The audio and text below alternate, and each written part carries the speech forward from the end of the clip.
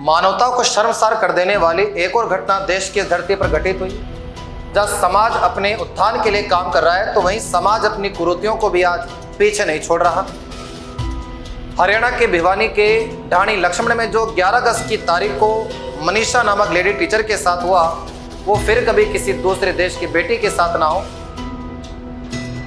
11 अगस्त की तारीख को वो मनीषा नाम की 19 वर्षीय आयु की लेडी, एक टीचर, जब विद्यालय गई पढ़ाने के लिए तो लौट करके जब घर ना लौटी तो पिता जब अपनी बेटी की तलाश करने के लिए विद्यालय गया तो विद्यालय के अध्यापकों ने कोई संतोषप्रद जवाब पिता को नहीं दिया। जब वही पिता अपनी बेटी की तलाश करते सीधा प्रशासन तक आ पहुंचा तो प्रशासन ने उस लड़की को ही चरित्रहीन बता करके मामले को वही रफा दफा कर दिया। और प्रशासन की अनियमितता के कारण उसी मनीषा नामक लेडी टीचर देश की बेटी का शव 2 दिन बाद शत विषक्त अवस्था में खेत में पड़ा हुआ मिला। जहां पर जाकर के लोगों ने जब उस बेटी के शव को देखा तो केवल एक पिता का ही नहीं, इस देश के हर नागरिक का दिल और आत्मा झकझोर गई।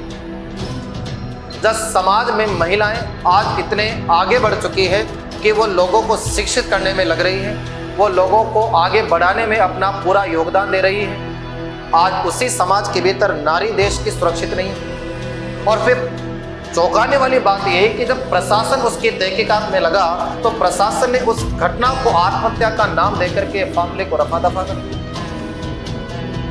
गरीब की बेटी थी इसलिए प्रशासन ने अनियमितता बरत दी।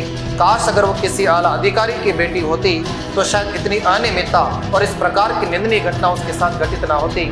फिर कभी देश की बेटी ऐसी स्थिति से ना गुजरे, फिर कभी देश का कोई पिता अपनी बेटी को इस अवस्था में ना देखे। इसलिए प्रशासन से इस देश की जनता का अनुरोध जरूर है कि प्रशासन कहीं ना कहीं कुछ ऐसे कड़े कानून देश की बेटी के सम्मान और उसकी रक्षा के लिए बनाए कि कभी कोई ऐसी स्थिति में ना आए।